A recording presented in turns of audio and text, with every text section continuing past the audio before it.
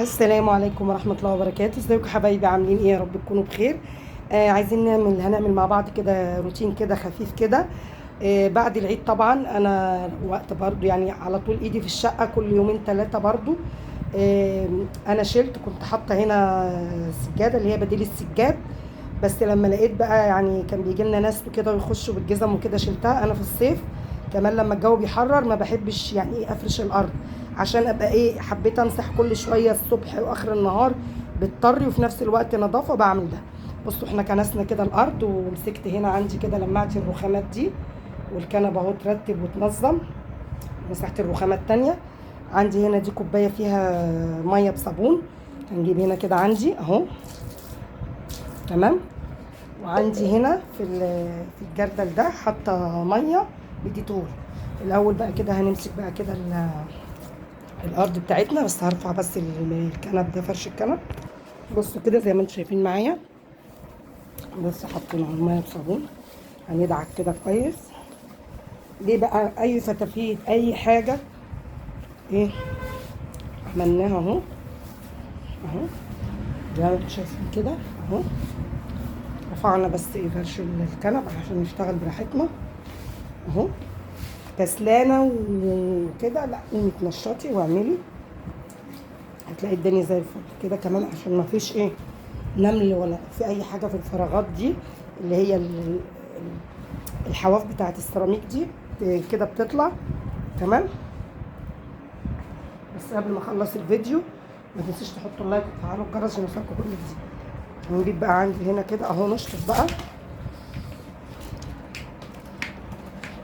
ونلم الصابون ده، ونرجع ايه نجيب ميه تاني نشطف تاني.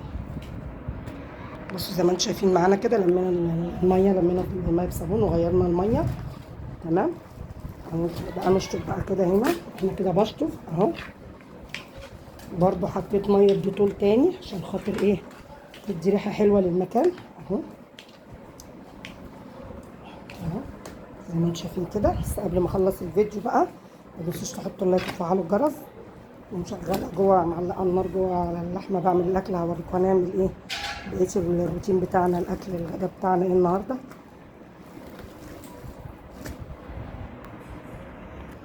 بصوا يا جماعه خلاص كده، بصوا الارض بتاعتي بتلمع ازاي.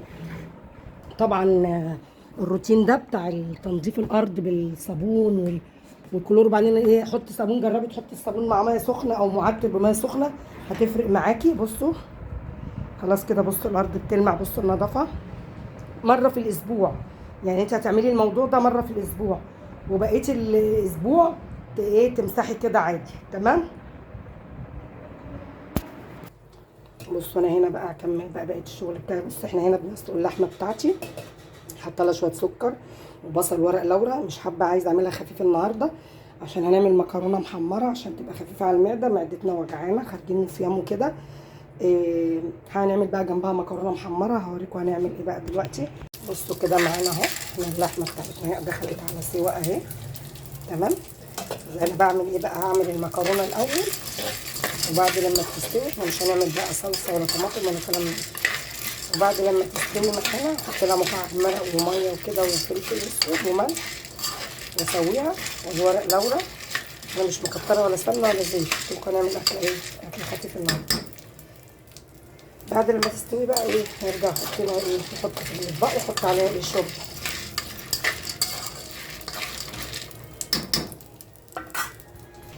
بصوا كده عندي، بصوا المكرونه بتاعتي اهي خلاص كده خلصتها، وحطينا ظبطنا المرقه والماء والشوربه بتاعتها.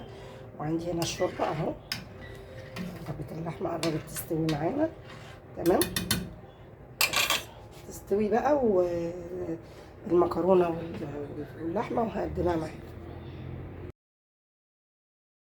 وكده يا جماعه المكرونه بتاعتي اهو، غرفنا كده طبق كده، وجبه كده متكامله على بعضها في طبق واحد.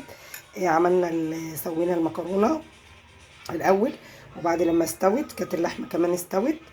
حطيت بقى الشوربه واللحمه اهي زي ما انتم شايفين، مسلوق في مسلوق.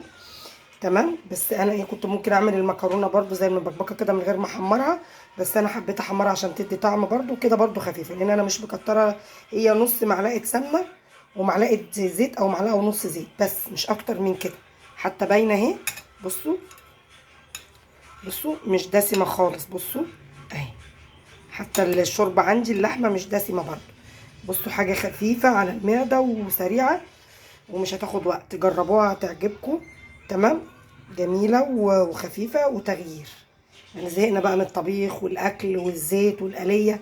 دي حاجه خفيفه على المعده، وفي نفس الوقت ما تحطوش ليمون. اللي معدته ملتهبه او فيها حاجه ياكلها كده من غير ليمون، او الشوربه منها فيها. لو حبينا بقى نزود شوربه بنزود. وده كان الفيديو بتاعي، يا رب يعجبكم. ما تنسوش تحطوا اللايك وتفعلوا الجرس عشان يوصلكم كل جديد. والسلام عليكم ورحمه الله وبركاته.